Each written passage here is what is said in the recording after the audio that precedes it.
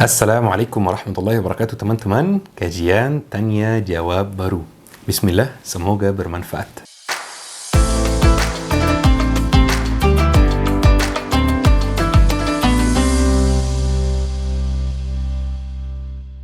Ya Ustaz, apakah jumlah zikir harus spesifik? Baik, zikir itu ada dua jenis.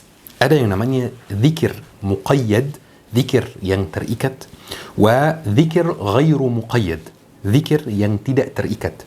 Zikir muqayyad itu terikat dengan jumlah, atau terikat dengan tempat, atau terikat dengan situasi, atau terikat dengan kesulitan tertentu yang kita alami. Misalnya pas lagi ada musibah baca apa, pas setelah solat baca zikirnya berapa kali. Ini kalau zikir muqayyad, zikir terikat, ini wajib kita mengikuti jumlah yang sudah ditentukan di sunnah Nabi sallallahu alaihi wasallam.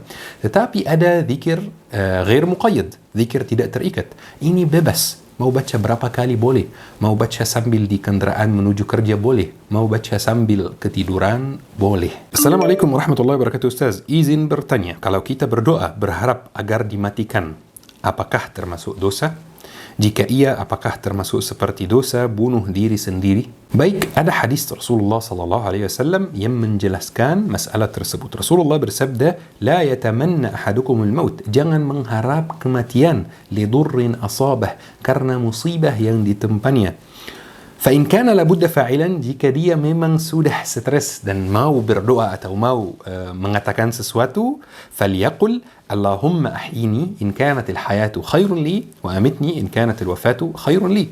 Ya Allah, hidupkanlah aku jika kehidupan itu lebih baik bagiku, dan matikanlah aku jika kematian itu lebih baik bagiku. Dan untuk bagian kedua dari pertanyaannya, beda dengan dosa bunuh diri, tidak sama. Assalamualaikum warahmatullahi wabarakatuh Ustaz. Izin bertanya, bagaimana cara atau tips agar saya tidak iri atau dengki dengan kemajuan atau proses yang dilalui orang lain atau temanku? Justru saya semakin marah jika ada yang menasihati untuk berlapang dada. Tolong tipsnya Ustaz, terima kasih. Jadi, akhi ini sampaikan, Ustaz jangan nasihati berlapang dada. Baik. Baik, bismillah. Apa itu dengki? Kita harus menentukan dulu definisi dengki. Dengki itu teman-teman ketika kita mengharap kebaikan yang ada dalam seseorang itu hilang. Dia punya mobil, mobilnya hilang. Kita berharap itu. Dia punya jabatan, jabatannya hilang. Itu adalah dengki. Tetapi kalau kita berharap mendapatkan hal yang sama, hal yang dia dapatkan, itu bukan dengki. Ini namanya ghibtah. Kata Rasulullah, al-munafiq yahsid wal-mu'min yaghbit. Orang munafik itu melakukan hasad, melakukan dengki. Tetapi orang mukmin itu melakukan ghibtah. Mengharap apa yang orang lain punya tanpa mengharap apa yang orang lain punya itu hilang. Maka kalau antum hanya merasa saya mau apa yang dia punya, itu aman, tidak ada masalah. Tetapi kalau ada rasa dengki, ini masalahnya. Ingat kata Rasulullah sallallahu alaihi wasallam bahwa rasa dengki itu makan kebaikan sebagaimana api makan kayu bakar. Maka antum salat, puasa, sedekah, infak, itu semuanya bisa hilang gara-gara rasa dengki yang ada di hati itu.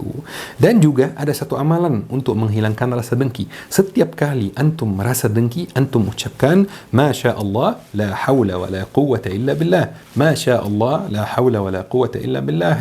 Teman dapat pekerjaan yang bagus, Masya Allah, la hawla wa la quwwata illa billah. Tetangga dapat mobil baru, Masya Allah, la hawla wa la quwwata illa billah.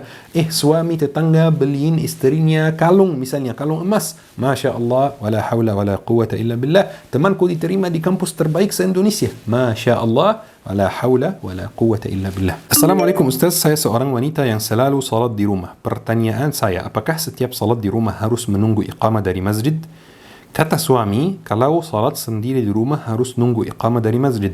Mohon penjelasannya karena saya bingung Ustaz. Baik, jawabannya secara simple, tidak harus menunggu iqamah dari masjid. Sudah, ulama sepakat. Ini tidak ada khilafiyah, tidak ada perdebatan. Jadi kalau antum memang salatnya di rumah, antum bisa langsung melaksanakan salat tanpa menunggu iqamah. Sudah azan, bisa langsung melaksanakan salat kalau memang salatnya di rumah. Tetapi saran saya, jangan perlihatkan suamimu video ini dan bilang kepada dia, lihat ini kata Ustaz, lihat saya yang benar.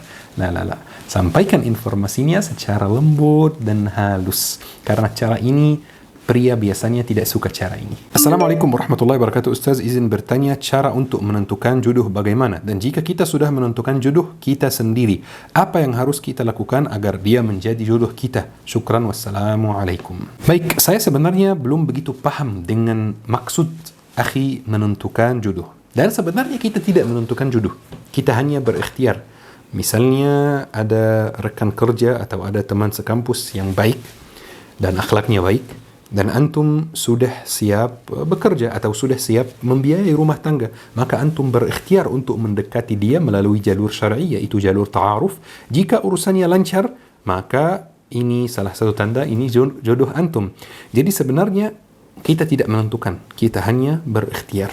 Assalamualaikum Ustaz, sebelumnya mohon maaf izin bertanya, jika ada anak yang mencuri saat masa kecil dan dia teringat curian itu pas dia sudah dewasa dan tidak mungkin untuk mengembalikan apa yang dia curi itu dari orangnya ke orangnya, apa yang dia harus lakukan? Dan karena kita tidak tahu umur seseorang di dunia, bagaimana jika tiba-tiba anak itu meninggal tapi ia belum berhasil mengembalikan keseluruhan curiannya itu Ustaz? Jazakumullahu khairan kathiran. Baik, jika anak itu belum balik, umurnya misalnya 7 tahun, 8 tahun, 9 tahun, maka insya Allah tidak terhitung dosa. Tetapi dia masih ada kewajiban untuk mengembalikan apa yang dia curi. Jadi diusahakan, langkah yang pertama, diusahakan untuk mencari orangnya. Bisa jadi yang kita curi itu teman kita sendiri, atau ibu kita sendiri, atau dari keluarga kita sendiri pas masih kecil. Jadi kita mengembalikan yang kita curi.